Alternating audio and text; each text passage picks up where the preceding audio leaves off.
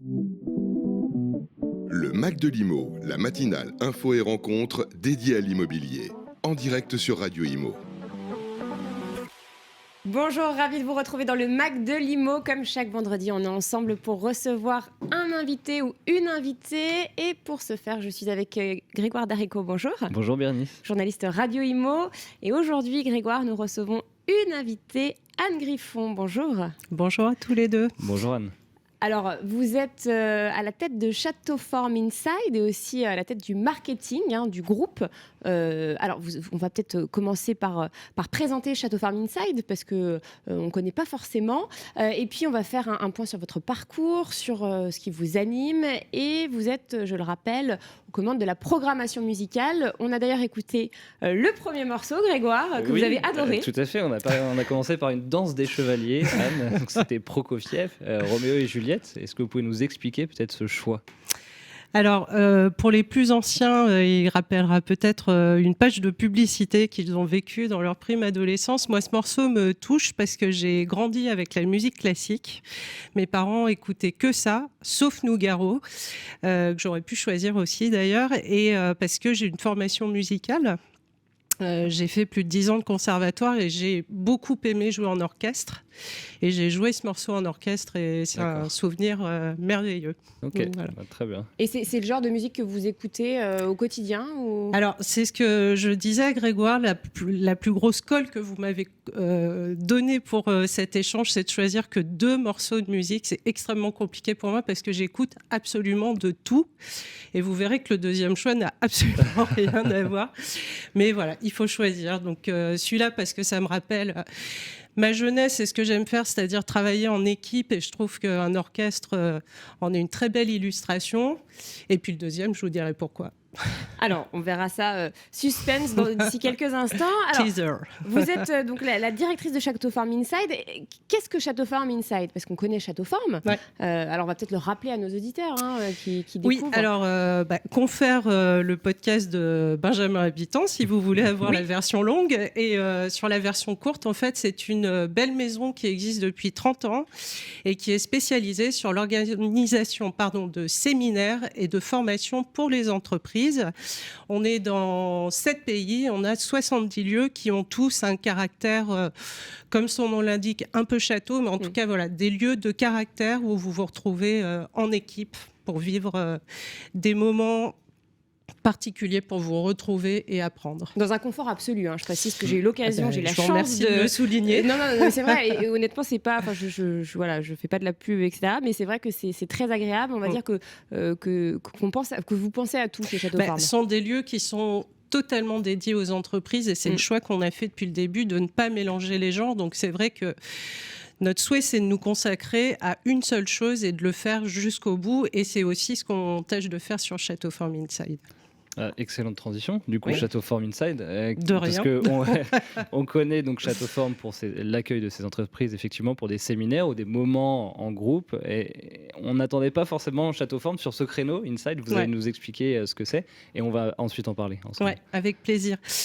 Alors, Inside, c'est le petit dernier de la bande. En fait, Château Forme a démarré au vert. C'est ce que vous connaissez le mieux. Partir...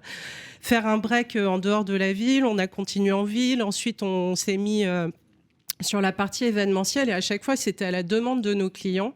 Et le dernier né, donc on va dire Château Forme Inside dans sa version 1.0 est né il y a 7 ans avec la Société Générale qui avait un gros enjeu RH puisqu'elle devait faire déménager ses équipes de la défense vers l'Est, majoritairement des équipes IT, donc des métiers hyper en tension.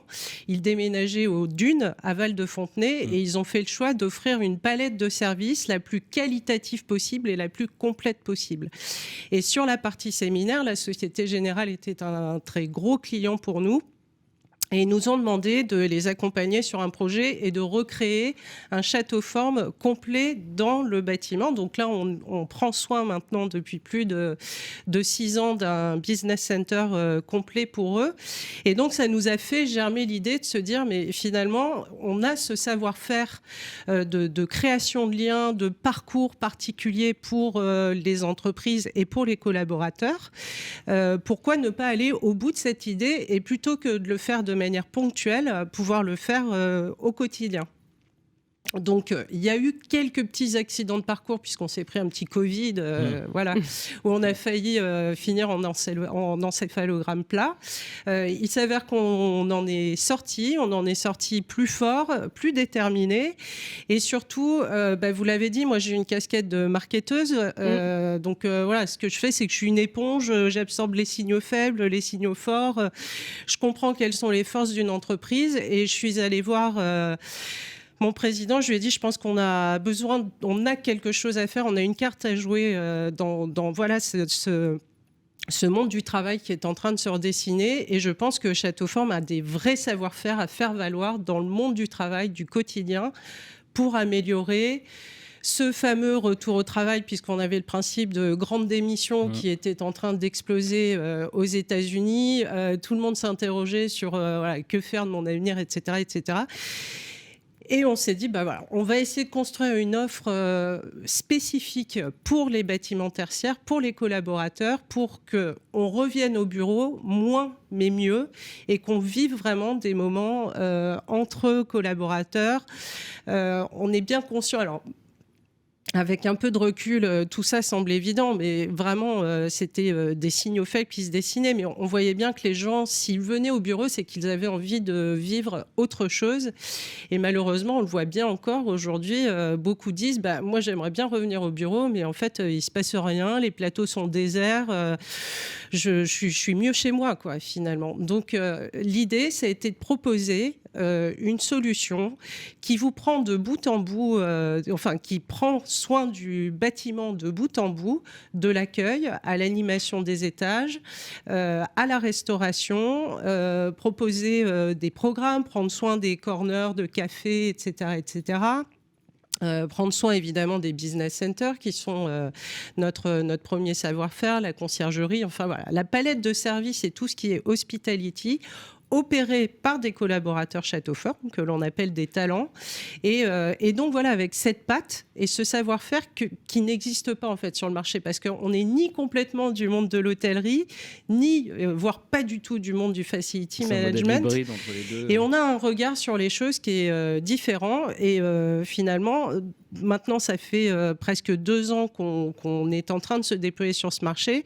Beaucoup nous disent qu'on est finalement les seuls à pouvoir offrir cette approche service plus restauration. D'accord. Et qu'elle permet d'offrir une proposition très globale, homogène, en fait. très cohérente. Moi, j'aime bien dire que voilà, le retail a fait cette révolution de parcours client. L'hôtellerie le fait depuis bien longtemps. Et il est grand temps que le tertiaire s'y mette et puisse avoir cette approche globale de qu'est-ce que je veux faire vivre à mon collaborateur, qu'est-ce que je veux faire vivre à mon visiteur, etc. Tous les profils qui évoluent dans le bâtiment. Est-ce que vous avez décliné aussi le modèle Châteauforme, c'est-à-dire un couple d'hôtes qui reçoit et qui est... Alors, c'est une bonne question, parce qu'en fait, cette offre Inside, elle a 2 jambes. Elle a le bâtiment tertiaire, comme je vous le racontais, et la deuxième, qui est une filiation beaucoup plus naturelle, c'est de prendre soin des universités d'entreprise de nos clients. Donc là, ce sont vraiment des unités de lieu totalement dédiées aux collaborateurs d'une entreprise, et on la gère de bout en bout. Il s'avère que sur ce format-là, c'est quand même très proche de ce qu'on fait dans les maisons au vert, et qu'on va souvent y mettre un couple, l'équipe, etc., etc. Sur le tertiaire, on est sur des formats plus légers, donc ça va être un hôte, généralement seul, qui va venir avec son équipe, mais il peut arriver, si on est vraiment sur des gros dispositifs, que ce soit un couple à la ville et pas forcément avoué dans le bâtiment, mais ça peut arriver. On n'est pas, mais non, là on n'est pas sur le dispositif le couple, le chien, les enfants. Voilà, c'est moins adapté. Et quels sont les profils de vos clients sur cette partie-là ?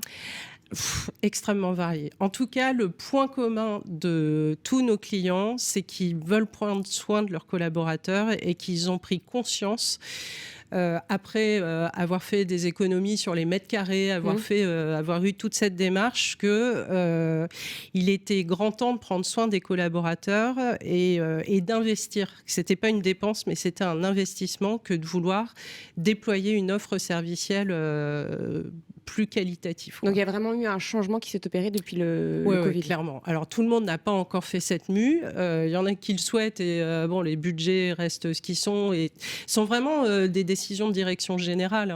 Généralement, on a le directeur immobilier, le DRH, le directeur IT qui est pas très loin à la fin, et puis directeur général, voire le président, qui sont aux manettes de ce type de décision. Donc on est sur des temps longs, on est sur des sujets très stratégiques. Et donc voilà, ces mues se font petit à petit. On voit quand même que sur le secteur du conseil et le secteur du luxe, pour des raisons, l'un de tension sur les métiers et l'autre de bien-être et d'image, ils sont peut-être un peu plus rapides, mais franchement, ça touche, c'est vraiment très, très large. Et vous parliez d'une palette de services tout à l'heure. Est-ce que vous avez des services qui sont plus appréciés que d'autres ? Est-ce que déjà vous avez un retour sur les consommations ? Alors, en tant que Château Forme, la table est quand même super appréciée. Mais c'est ce que j'ai coutume de dire. On reste chauvin. Oui, alors déjà, on reste très français, parce que ce dont je vous parle aujourd'hui, c'est un marché français qu'on est en train de développer. On aime la table, on est très gaulois là-dessus. Et donc, ce que j'ai coutume de dire, c'est inutile de développer des grandes stratégies. Déjà, offrez des bons repas à vos collaborateurs et vous verrez que ça va être game changer, vraiment. Et on l'a vu chez Célio, parce que pour le coup, c'est là qu'on a le plus de recul. Ça fait maintenant près de 2 ans qu'on le fait. Les collaborateurs viennent en masse et viennent passer du temps ensemble et échanger, et ils parlent pas que du film qu'ils ont vu la veille, et encore que c'est très bien parce que ça aussi ça crée du lien, mais ils parlent des problématiques. Avant, on avait la machine à café pour résoudre les problèmes, elle existe de moins en moins. Ah oui.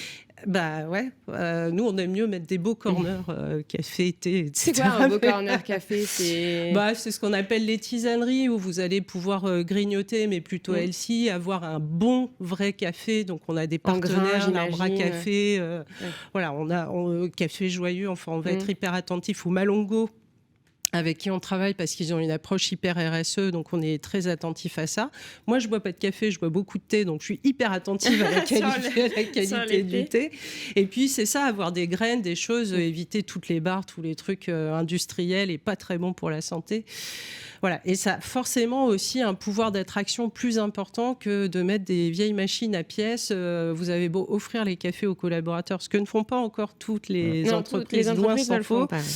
Voilà, c'est forcément plus agréable. En tout cas, pour en revenir à Célio, eux ont fait le choix d'offrir le petit-déj, le goûter, et ils font payer une part assez minime sur le repas. Mais ça vraiment, le directeur général le dit, ils ont quand même fini à la barre du tribunal à un moment, et il le dit, on a un témoignage là-dessus enregistré, donc j'ai des preuves à l'appui, où il dit que si la stratégie de Célio, qui va bien aujourd'hui, alors que le secteur du textile est un peu tendu, a fonctionné, on y a largement participé parce qu'on a su faire revenir les gens au bureau, on a su créer du lien entre eux, et que cette stratégie, il a pu la déployer parce que les gens se sont serrés les coudes et se sont enfin parlé, alors qu'ils étaient là depuis 10 ans et que d'un étage à l'autre, ils ne se connaissaient pas. C'est un peu osé d'avoir parié sur le bureau et d'avoir continué après le Covid, alors que justement, on disait que le bureau était mort ou presque. Ouais, mais nous, on peut pas s'empêcher de penser que c'est l'humain qui change tout, et qu'on est des animaux sociaux, et qu'on pourra mettre toutes les couches digitales de la planète. Et j'ai été patronne du digital dans plein de boîtes, donc j'y crois beaucoup. Mais n'empêche que les humains, à un moment, ont besoin de se parler. Notez quand même que début Covid, vous avez le patron de Google et de Netflix, on dit c'est bon, on ferme tous les bureaux, on va faire des économies dingues. Maintenant, ils sont en train de menacer... Il y a Elon Musk qui a dit qu'il fallait revenir au travail. Non, mais attendez, et donc ces mêmes entreprises, avant la fin du Covid, parce qu'ils voyaient déjà que toute l'innovation était en train de s'exploser en vol, et tout un tas de trucs assez désastreux pour leur business, ils menaçaient les collaborateurs qui ne venaient pas au bureau tous les jours. Donc c'est quand même des revirements et des signes hyper forts du fait que l'intelligence collective sur Teams, ça marche pas. C'est un leurre. Au-delà de faire revenir les collaborateurs au bureau, il y a aussi une pénurie de talents qui touche de nombreuses entreprises dans plusieurs secteurs. Est-ce que justement ça contribue, ce genre d'installation, à donner envie aux talents de venir, de faire partie de l'entreprise? Je l'imagine et j'espère que de plus en plus de DRH sont convaincus de ça. Oui, je vous parlais de faire revenir les talents au bureau, mais c'est aussi faire venir les nouveaux talents et pouvoir tenir une promesse. En fait, on ne parle pas juste de service. Le travail, qui nous tient à cœur, et c'est un peu la différence avec le Château-Forme historique, c'est que chez Château-Forme, on vous offre un écrin et vous allez faire du team building, déployer une stratégie ou en construire une. Enfin, voilà, vous pouvez avoir plein de sujets différents. Mais chacun est dans son coin pour le faire. Oui, voilà, et c'est très bien. Sauf vers 1h du matin, à la fin, toutes les équipes se mélangent, mais ça, c'est autre chose, on ne peut pas en parler.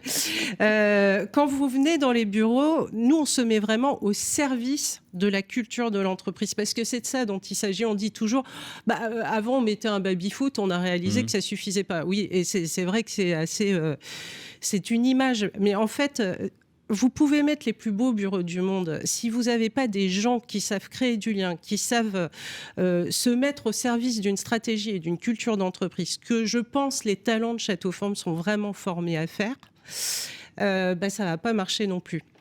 C'est pour ça qu'on travaille avec de plus en plus d'architectes et d'aménageurs qui nous demandent d'être en amont de phase avec eux pour donner vie aussi aux idées qu'ils proposent à leurs clients et dire, bon voilà, il y a nous ce qu'on a imaginé en termes de décorum, mais il y a les parcours et la manière dont les collaborateurs vont pouvoir vivre le lieu qui est importante.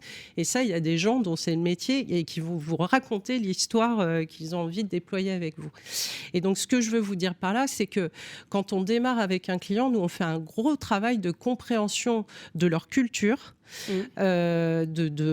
déjà voir quels sont les liens avec la nôtre, parce qu'on a une culture quand même assez forte, et qui puisse vraiment décupler et être complètement au service de ça. Donc, c'est en ça qu'on est très proche de la DRH, parce qu'on va avoir ce pouvoir d'attraction pour les nouveaux collaborateurs, de rétention, on l'espère, pour ceux qui sont déjà en place. Et c'est tout l'intérêt de ce modèle. C'est pas juste servir des cafés et ramasser des assiettes. C'est pas ça qui intéresse les talents Château-Forme quand ils vont chez Inside. C'est quoi qui les intéresse quand ils vont chez Inside? C'est intéressant justement de voir. Alors, nous, ce qu'on a souhaité, les responsables, donc les hôtes que l'on met en place dans ces lieux-là, il faut qu'ils aient minimum 3 ans de Château-Forme historique. D'accord. Donc, qu'ils aient vraiment acquis ce savoir-faire, cette culture, et qu'ils soient complètement à l'aise avec la compréhension des besoins clients, des parcours, etc., etc. Il s'avère que ce n'est pas des 3 ans qui viennent nous voir, c'est des 15 ans. Parce que, voilà, tous ceux qui ont un peu fait le tour de la question sur le Château-Forme historique, pour eux, c'est une espèce de nouveau souffle. On est un peu... ils ont l'impression de retrouver leurs 15 ans, c'est-à-dire de reconstruire Château-Forme comme ils l'ont fait quand ils sont arrivés.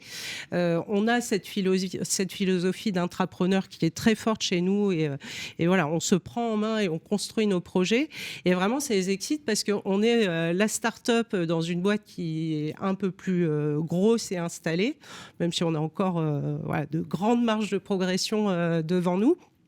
Et donc, ce qu'ils viennent chercher, c'est de se faire bousculer, challenger un peu et pouvoir accompagner d'autres entreprises sur du day-to-day et donc trouver un autre rythme, d'autres problématiques, pouvoir rentrer de plein pied dans les sujets stratégiques de l'entreprise, pouvoir les accompagner. Un peu plus de stratégie. Exactement, exactement. Et puis construire from scratch ce qui est cette offre Inside, parce qu'on démarre en toute modestie aussi. Donc, on se dit qu'on a plein de facteurs clés de succès, comme dirait un bon consultant, mais maintenant, il faut les mettre en œuvre, quoi. Et donc, il y a combien de talents aujourd'hui chez Château-Forme Inside? C'est une bonne question, je ne les ai pas comptés. Mais si je commence par Deloitte, où déjà, on va déployer 120 talents, à lui seul, ça en fait quelques-uns. Mais je pense qu'on est, je vais dire un petit 200 par là. Pour l'instant. Et sur les lieux qui accompagnent justement ces entreprises, est-ce que ce doit être des lieux avec une taille minimum, ou est-ce que vous faites tout type de lieux? Alors, on peut faire tout type de lieux. Ça fait partie de notre courbe d'apprentissage sur les 1 an et demi qui se sont écoulés. C'est que on a eu la fougue de la jeunesse, où on répondait absolument tout parce que on avait besoin de comprendre, on avait besoin d'apprendre. Bon, il s'avère que sur des bâtiments deuxième rideau à 300 € du mètre carré, on a du mal à raconter une histoire. parce qu'il y a quand même un problème de budget qui se pose, évident. Maintenant, on est en train là, d'essayer, parce qu'on aimerait bien prouver le contraire, aussi montrer que quand on a une offre qualitative, ça peut être un vrai faire-venir. Donc, si ceux qui m'écoutent se reconnaissent, j'espère qu'on ira au bout de ce sujet. Maintenant, il est vrai que les sujets sur lesquels on a un terrain d'expression plus facile, c'est la Défense, c'est Paris, voilà. Et après, bon, là, on a démarré avec Colliers, par exemple. C'est vraiment la plus petite équipe qu'on puisse déployer. Je pense qu'on a 3 talents. Mais parce que Colliers a fait ce choix de mettre son siège comme showroom, et à l'instar de ce que je vous disais précédemment, on trouvait super intéressant de pouvoir avoir l'aménagement et le service et de montrer aux clients ce que ça peut donner. Donc on est super content de le faire grandeur nature. Et après, c'est pas tant un problème de mètres carrés, parce qu'on peut avoir des cabinets d'avocats qui sont pas sur des milliers de mètres carrés, mais qui ont des besoins qui résonnent en fait, avec nos services. Donc, est-ce qu'il ne faut pas une surface minimum pour que l'ADN de l'entreprise puisse s'exprimer ou... La surface, non. Par contre, ça va être assez évident ce que je vais vous dire, mais il y a des endroits où on ne pourra pas déployer la table. C'est pas grave, on le fait autrement. Vous adaptez en fait. Oui, alors pour le coup, c'est que du sur-mesure. Il n'y a pas une offre qui ressemble à l'autre. J'ai presque envie de dire qu'il n'y a pas un contrat et un montage qui ressemblent à l'autre. On est vraiment des artisans de bout en bout. Et j'aime assez cette notion d'artisanat d'ailleurs. Et tout à l'heure, vous parliez de la compatibilité entre votre ADN et puis l'entreprise que vous allez accompagner. Est-ce que c'est possible qu'il n'y ait aucune compatibilité j'en ai pas rencontré encore, mais on en aura sûrement. Alors ça va peut-être les faire sourire s'ils nous écoutent, mais vous voyez, on a Châteauforme et SNCF et on déploie une histoire ensemble sur l'un de leurs lieux de formation qui est à Lyon, à Saint-Priest, et ça se passe extrêmement bien. Ils sont ravis justement de cette patte humaniste et cette création de liens qu'on arrive à faire pour leurs nouveaux arrivants. C'est vraiment des gens qui démarrent à la SNCF et qui commencent leur aventure. Pernod Ricard, c'est une autre culture qui est très centrée sur l'individu, et donc naturellement on s'est retrouvés assez facilement. Dans le sud c'est à Clairefontaine. Pernod Ricard, c'est leur université. Deloitte, vous voyez, on est sur une culture quand même très ingénierie, sauf qu'ils ont une attention à l'humain qui est extrêmement pointue, et donc on se retrouve sur plein d'aspects. Mais je vous dis vraiment, je pense que le point commun, c'est l'intérêt que vous pouvez avoir pour vos collaborateurs, et vous dire que sans eux, rien ne se passe. Une fois que vous avez cette lecture-là, alors on aura 1000 choses à faire ensemble. Alors on va faire une courte pause musicale avec votre deuxième musique, c'est Gorillaz. Plus abordable. Alors on va l'écouter et puis on reviendra juste après et vous nous expliquerez pourquoi ce choix musical.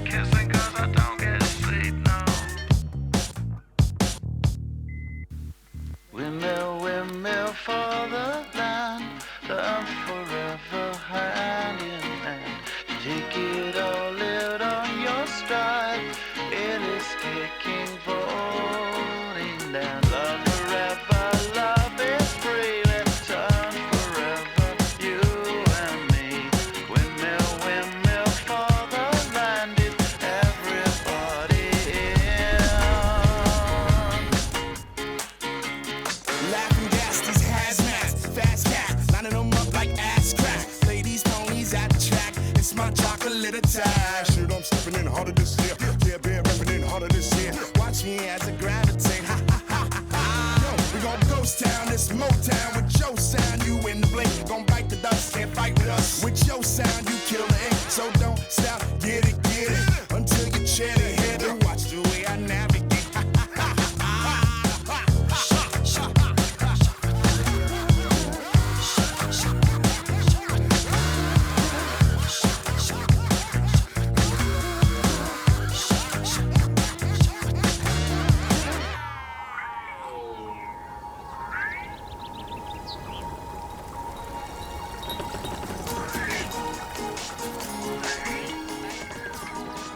C'était Gorillaz Feel Good sur Radio Imo. On est toujours dans le Mac de l'Imo avec Anne Griffon. Je suis toujours avec Grégoire Darico. Et donc, nous parlons de Château Forme Inside que vous dirigez. Vous dirigez aussi le marketing du groupe. Et c'est vrai, alors, pourquoi donc on parlait de Château Forme, évidemment, en antenne. Alors, avant de revenir dans le vif du sujet, pourquoi cette musique, Gorillaz? Pourquoi ce choix musical Qui nous rappelle de bons souvenirs. Oui. Alors, tant mieux, c'est déjà une bonne chose. Parce que c'est pas tant Gorillaz, mais en fait, je suis assez fan de Damon Albarn, donc qui a l'initiative de la création de Gorillaz, parce que c'est un touche-à-tout de dingue. Il a fait ça, il a fait Blur, il a fait plein d'albums en solo, il peut vous faire de la musique africaine, il peut vous faire de la jamaïcaine. Et enfin, voilà, moi, une nouvelle fois, je vous ai dit, je suis aussi musicienne et je trouve ce gars, je trouve que c'est un génie. Alors après, j'aurais pu vous citer Bowie, enfin, j'en ai... des tonnes, mais bon, Damon Albarn, je trouve hyper actuel. Et Feel Good, vous êtes de nature positive. Ouais, alors pour le coup, j'ai du mal à voir un verre à moitié vide. Ça, je sais pas faire, donc elle me va bien cette chanson. Alors, on parlera de votre parcours dans quelques instants. Juste avant, c'est vrai que en antenne, on disait, donc Grégoire disait que c'est vrai que la plupart des talents de chez Château Forme avaient décidé de changer de vie. Et vous nous disiez que c'était après souvent une expérience Château Forme. Ouais. C'est une des spécificités effectivement de Château Forme, avec ces hôtes qui sont des couples parfois. Et c'est assez marrant quand on déambule dans les Châteaux Forme et qu'on rencontre le couple d'hôtes. On a l'impression d'être chez eux, qui nous accueillent. Et c'est ça que vous développez vraiment. C'est bien le début de l'histoire d'ailleurs. Jacques Horowitz qui a créé Château Forme avec Daniel Habitant, qui est notre président actuel, a ouvert le premier lieu avec son épouse et c'était sa maison de campagne. Donc on a vraiment démarré avec des fondamentaux qui étaient ceux-là et l'idée c'est ça, c'est que vous ayez vraiment l'impression d'être accueilli, de vous sentir chez vous, chez ce couple. D'ailleurs vous aurez les enfants, enfin vous verrez circuler parce que c'est leur maison aussi avant tout. Et c'est vrai que pour trouver de nouveaux couples, souvent ce sont les participants qui viennent et qui sont dans cette réflexion et qui, on les repère vite. Généralement, quand ils discutent plus d'une heure avec le couple et qu'ils ont 1 million de questions, on sait qu'il va se passer un truc. Mais c'est marrant d'ailleurs, on avait regardé entre le moment où ça va germer dans l'esprit et le moment où vraiment le couple va se lancer, écrire sa plus belle lettre et envoyer une motivation, il se passe au moins 2 ans.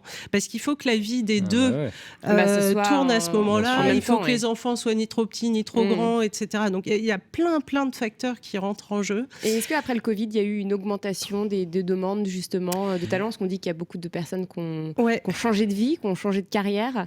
On n'a pas eu plus ou moins. Non, ça, on a ce petit flot. C'est un mode de vie qui pourrait correspondre à plein de gens qui se disent oui, je change de vie et voilà. Oui, alors il y en a beaucoup qui viennent nous voir et qui voient le château d'abord et bon, il s'agit de leur expliquer aussi la réalité du métier. Oui, c'est pas vous ne devenez pas châtelain en fait. Parce que vous gérez vraiment ce lieu comme une entreprise jusqu'à la comptabilité. Vous avez un budget à dépenser. Exactement. On a, c'est aussi, je pense, une des recettes de notre succès, c'est qu'on n'est pas une entreprise de 2000 talents, on est 70 micro-entreprises et ils ont vraiment cette autonomie absolue pour pouvoir satisfaire les clients et être complètement centrés sur la satisfaction des participants et la satisfaction de leurs talents. Puisque voilà, je vous parlais de nos clients et le point qui nous rassemble, c'est l'intérêt que vous avez porté à vos collaborateurs. Nous, notre motto, c'est des talents heureux font des clients heureux.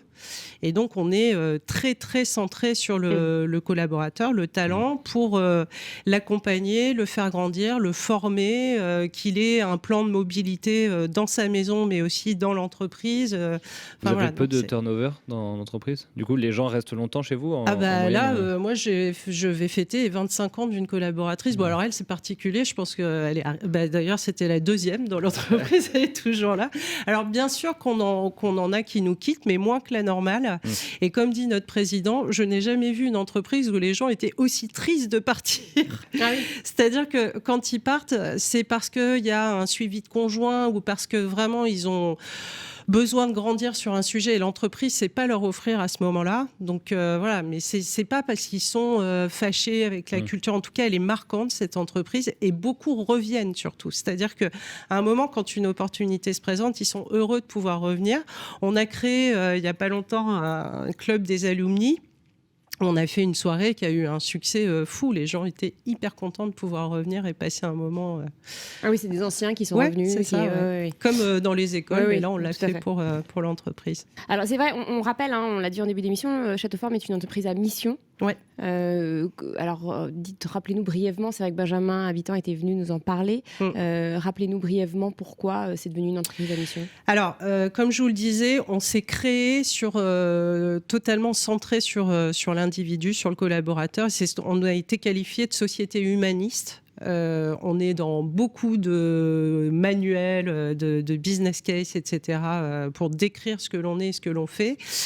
Ça va faire plus de 25 ans qu'on vit comme ça et il nous a semblé important pour écrire les 25 années à venir de pouvoir le matérialiser. Donc on a eu une forte mobilisation pour matérialiser nos engagements sur la RSE.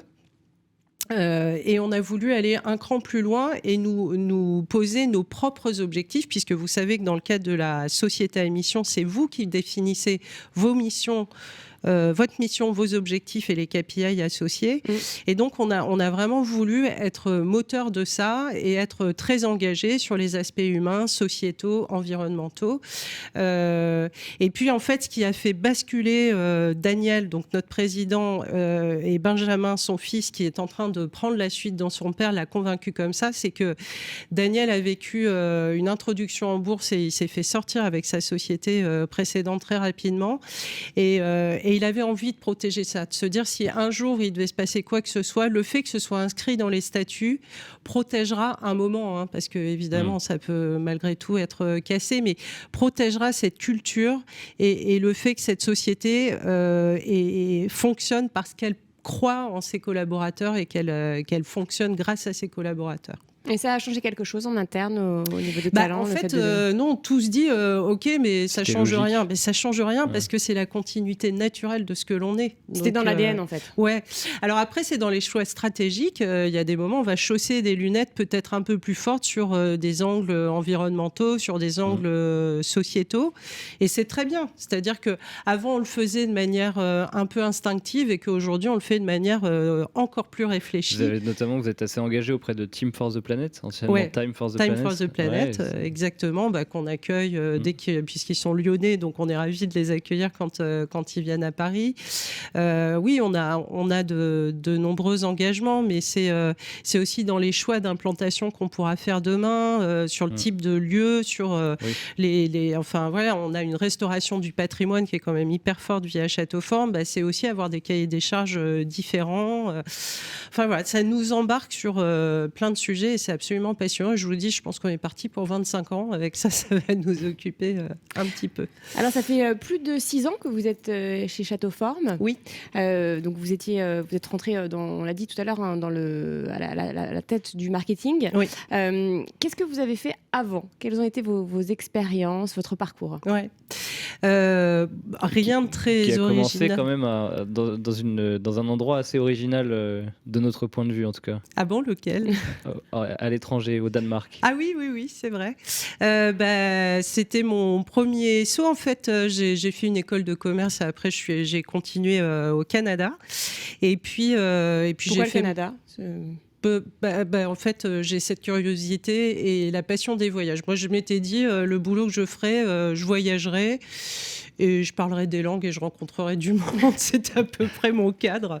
Après, j'avais pas d'envie particulière. Donc c'est pour ça que vous avez fait une école de commerce Oui, voilà. Je l'ai fait parce que j'avais pas envie de travailler et que c'était trop tôt. J'avais fait un BTS avant. Enfin bon, bref, passons.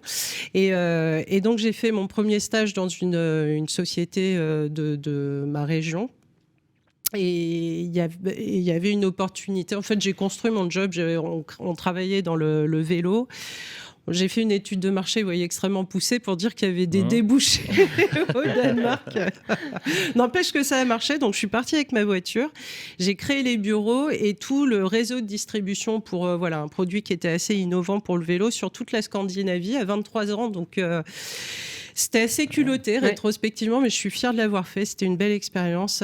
J'allais voir des industriels, j'ai monté tout le réseau de distribution, deuxième monte, enfin voilà. Donc j'ai fait ça 3 ans. La start-up a fait start down, voilà. Et donc j'ai rebondi sur complètement autre chose.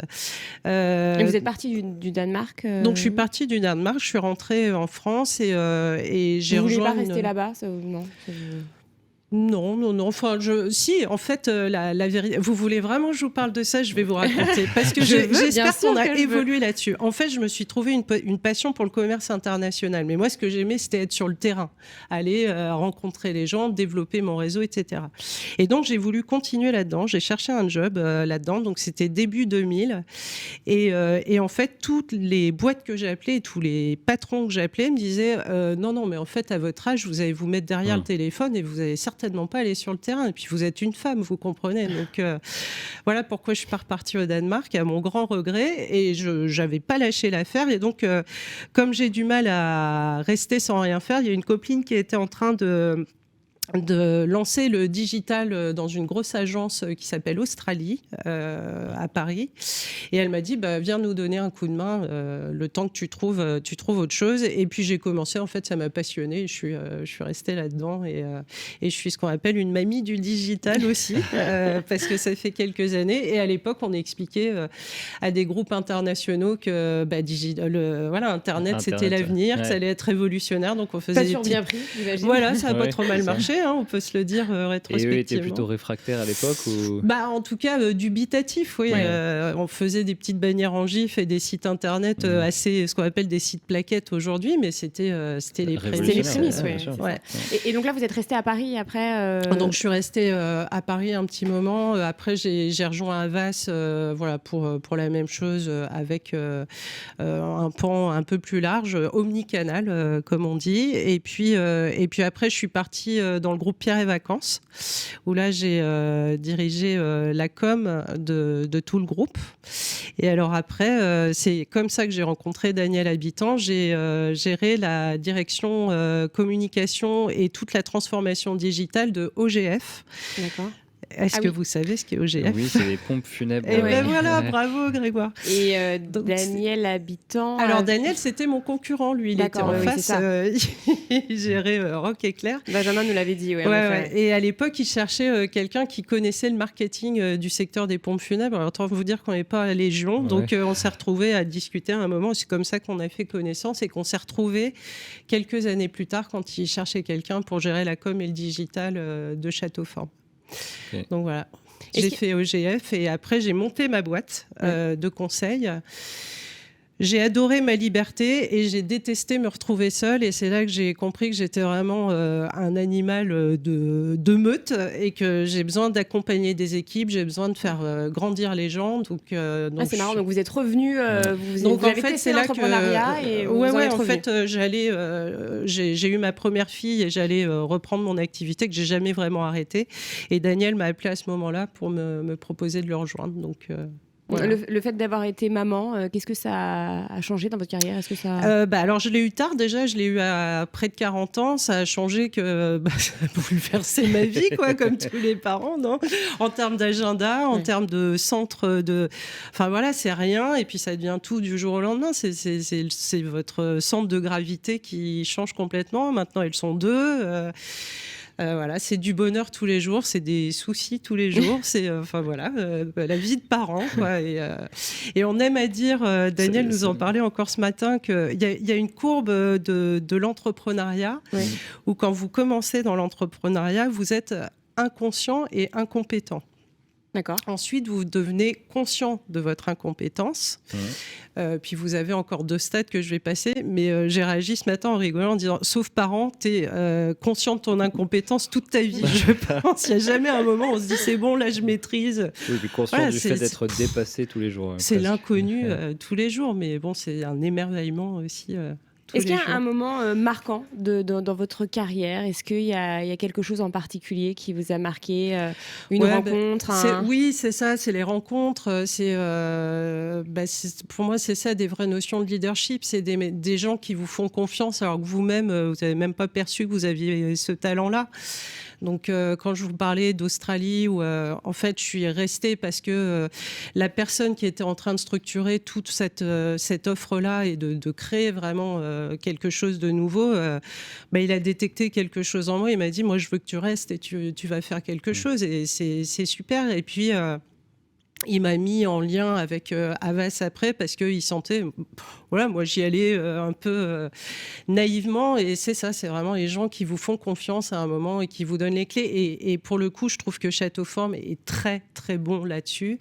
C'est ce fameux empowerment, mais au-delà de l'empowerment, c'est faire confiance aux gens et même leur mettre en avant leur capacité à faire et leur dire mais si t'en es capable. Alors là, on vient vraiment dans le rôle du parent où on les porte et on leur dit tu peux te planter, c'est pas grave, mais vas-y, lance-toi parce que tu as toutes les capacités. Bienveillant. C'est ce qu'on appelle le leadership, le servant leader. Ouais. C'est très américain. Oui, je sûrement, mais j'aimerais bien que ça devienne 100% français, en fait. C'est vrai que on se dit que ça vient en opposition un peu avec le management à la française, qui est très présentiel. Je te contrôle, je te vois, je te contrôle, je vois si tu travailles ou pas. Le télétravail, je déteste ça parce que je ne te vois pas. On voit d'ailleurs le Covid, il y en a plein qui se sont retrouvés à dire mais quel est mon rôle dans cette entreprise si je suis plus là pour contrôler. En fait, tu as tellement d'autres trucs à faire, tellement plus passionnants, mais il faut les apprendre aussi. Anne Griffon, l'émission touche à sa fin. On est vendredi. Qu'est-ce que vous avez prévu de faire ce week-end ? Eh bien, on parlait des enfants, donc j'ai un anniversaire avec 15 enfants pour laisser tomber. Donc ça va bien m'occuper. Et samedi, je continue à me former à l'énéagramme. Je vous invite à aller voir ce que c'est.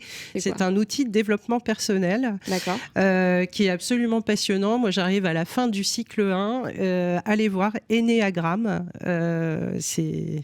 Donc sur le développement personnel... En fait, ça vous explique que les individus sont faits de 9 caractères principaux. Vous en avez un qui est plutôt votre caractère de base. Et ça vous permet vraiment de travailler sur les interactions avec les autres. Vous avez toujours à un moment où vous vous dites « mais lui, je le comprendrai jamais ». Et cet outil vous permet de comprendre pourquoi il réagit comme ça, pourquoi il a ce genre de mots, et de rentrer en relation avec lui et de pouvoir... entrer en dialogue. Et c'est absolument passionnant. Donc ça, c'est après l'anniversaire avec les enfants ? Non, c'est avant. C'est pour parce qu'après, je vais dormir, en fait. Et ils ont quel âge, les enfants ? C'est des... Là, j'ai 13 de 7 ans. D'accord. Bon courage. Merci.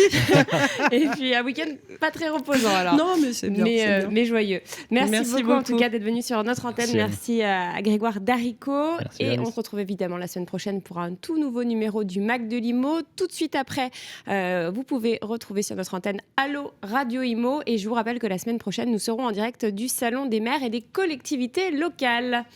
Bonne journée sur Radio Imo. Le Mac de l'Imo, la matinale info et rencontre dédiée à l'immobilier en partenariat avec Opinion System, promis et bien ici, à retrouver sur le site et l'appli radio.imo et sur toutes les plateformes de streaming.